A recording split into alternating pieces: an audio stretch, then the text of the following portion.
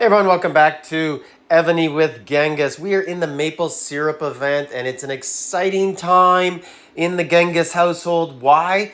Because, well, they kind of offered a Canadian general.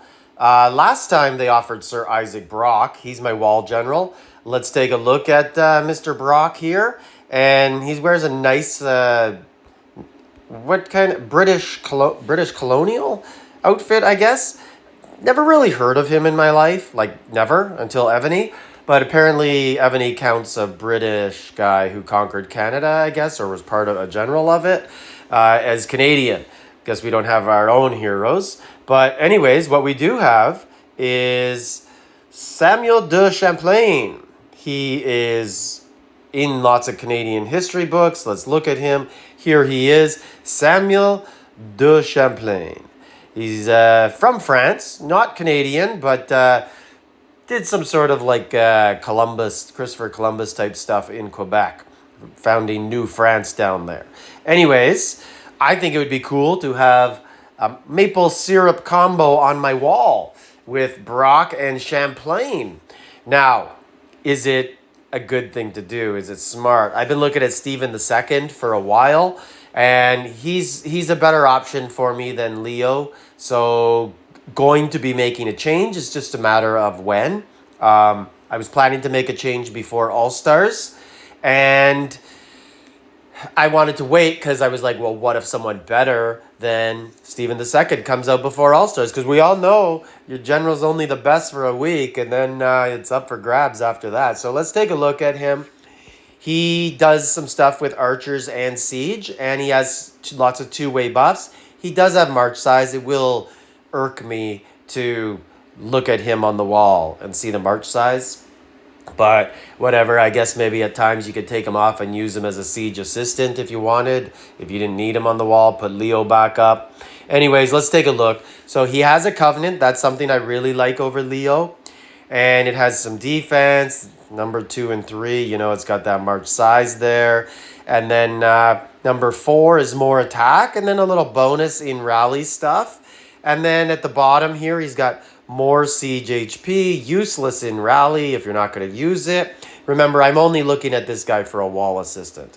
And then reinforcing siege defense, not going to matter. You never know with Evony. It might screw up in their algorithm and work on defense. Who knows? One thing I also like is that I have all 3 of those guys, and 2 of them I have really bumped up because that's Messina and Suchit, so I should already have enough to unlock it. Looking at other stuff here, he does siege attack and defense, and that's two-way siege stuff, two-way archer and siege, and then some stuff there, and then the stuff in here we'll never use because he'd be an assistant, right? So we're comparing him with Stephen II. And if we go over in here, I have all the numbers written up. I'll show you in a second. I just want to show you guys exactly what they are. So Siege Machine, Steve II. He should be in other. Yeah, he looks cool. He looks tough. He reminds me of when Alfred first came out. And increases siege attack, machine, and defense. So he does lots of stuff. And right there, that's a two-way. That's two-way buffs and all two-way buffs. So you really got to like everything that this guy brings. Now, let's compare him. And the top guy is, that's Robert Geisgard. He's in the tavern. So wouldn't be very difficult to get him. So let's look at them. And got my trusty old spreadsheet here. So Champlain is on the left and Steve II is on the right. So this is full spec, full covenant. Siege attack. Steve II wins by 10. So that's siege attack for Champlain is 125 and 135 for S2. HP, Champlain wins by 35%, 105 to 70. That's siege HP. Siege defense, Champlain wins by 60. So if you're scoring that at home, that is a 85% gain for Champlain in siege stuff. But let's be serious. Siege attack is probably the most important thing out of those. But siege HP is really good too, and defense. Now, range troops. Range defense, Champlain wins 50 to 30. And then he brings nothing else to the table. while Stevie 2 brings 10 attack and 30 HP. So overall, you're going to get 20% more archer buffs with Steve II. Looking at that off the top of my head, I probably would rather have Champlain here.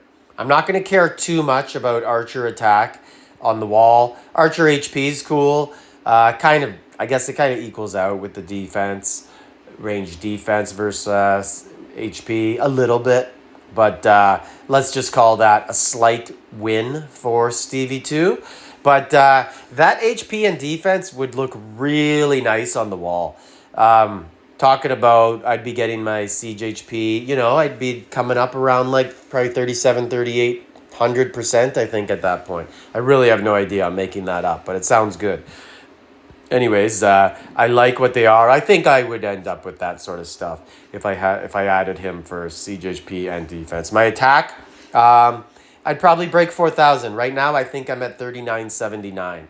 I think that's the highest I've seen me get. I haven't been attacked in a couple weeks because Battlefield's been closed for the elite champions who everybody is scared of in Shalons. But anyways, wanted to give you guys that breakdown.